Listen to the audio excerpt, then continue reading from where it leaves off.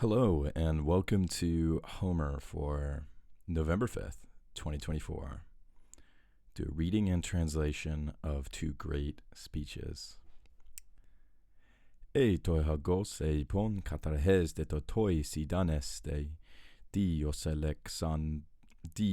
Alexandros Helenes posis eo komoio, hos mina be momenos epeap teoen ta poseuda, Antenor sumenu ketemoi pilatau ta agoreoes, ois de kaialon muth na me non ature noesai, de teon de tu ton apos pudes agoreoes, exare de toi pe tateoi fanas oles an altoi, altare gotro esi methipo damois agoreoso, anti crud apophe migunai kamenu kapodoso, kte matat hos agomen exargeos he meteron do pantetelo domenai kai pantetelo domenai kai oikothen alepidenai. All right. Ei to hogos e pon katarhes de to toi sitaneste, Danides priamos theophin mestoi atalantos, hos fineu proneon agores atokai metepe, keklute meutro es kai dardanoi ed epicuroi, ofrei potame tumos eniste thesi keleue. Nun men pon heleste kata tolin hos to paros per, kai pulakes mnesas kai ergegor the hekastos, kai fulakes mnesas kai egregor the hekastos, then di daiosito koilas epineas epemen atreides agamemnoni kai menelaoi muthon Alexandroi otuhu tu heineka muthon Alexandroi otu heineka nekos orore kai de torei pemenai pukinon eposai ketelosi pausastai polemoi odusekeos soke necrus kai omen husteron alte makes somethes oke daimon diacrine doe de teroi sigenikein.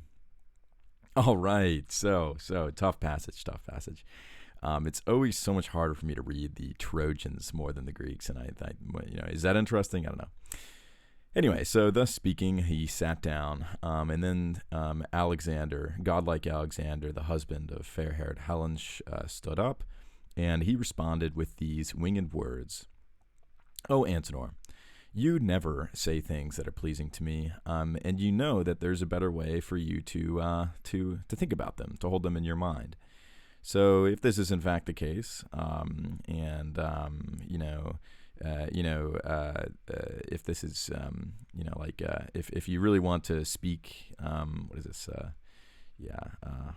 speedily, efficiently, then the gods themselves have destroyed this spirit within you because you're just that bad at it.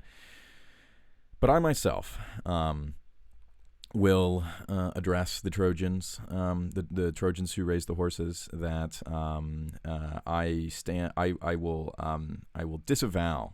I will disavow this idea that I will give over the woman, the wife, Helen. Not only that, but as much as the possessions which I led over from the Argives to our house, I desire to increase them. I will house them even more, and I will lay up even more here at home. So I'm doubling down on Helen." And thus, having spoke, he sat down, and then among them stood up Priam, the Dardanian Priam, who is akin to the gods and his counsel, and he's not lacking at all in counsel.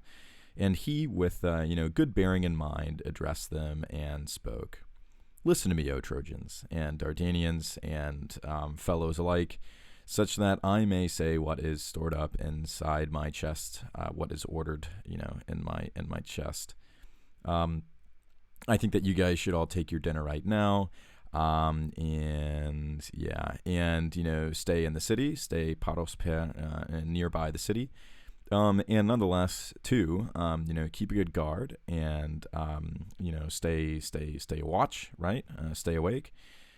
Because in the dawn, let Idios, our herald, go to the hollow ships and say to the Agamemnon Atriid and Menelaus the word of Alexander, just what he said. Which on behalf of, we have, tough word here.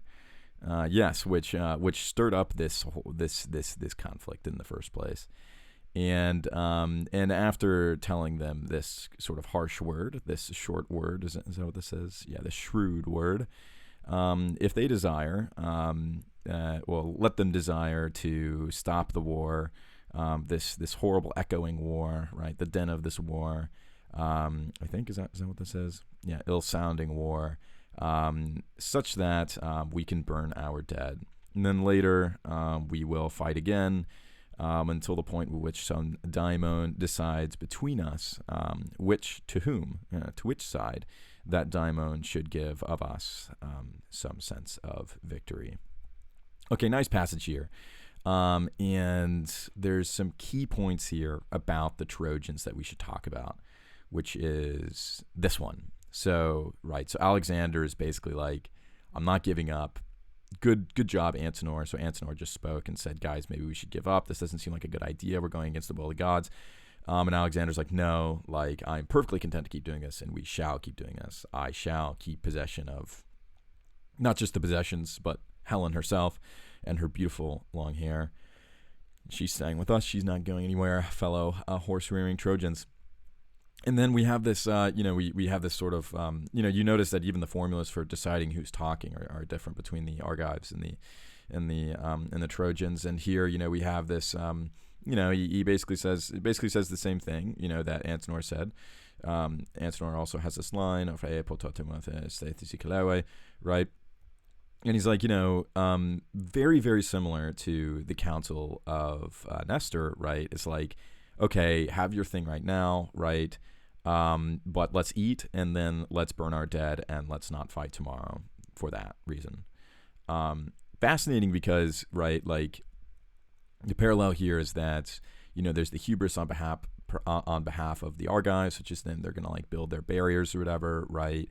And then there's the sort of totally different mindset here, which is that, it's very consumptive, right? It's very, or not consumptive, it's very consumer, right? It's very bodily, right? It's we're going to both have our cake, literally, our little dessert, our dinner here, right?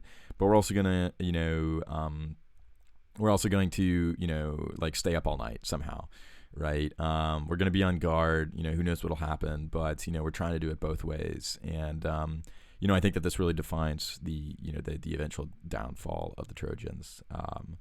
But interesting construction. They both end up, they advise action, right? These wise people.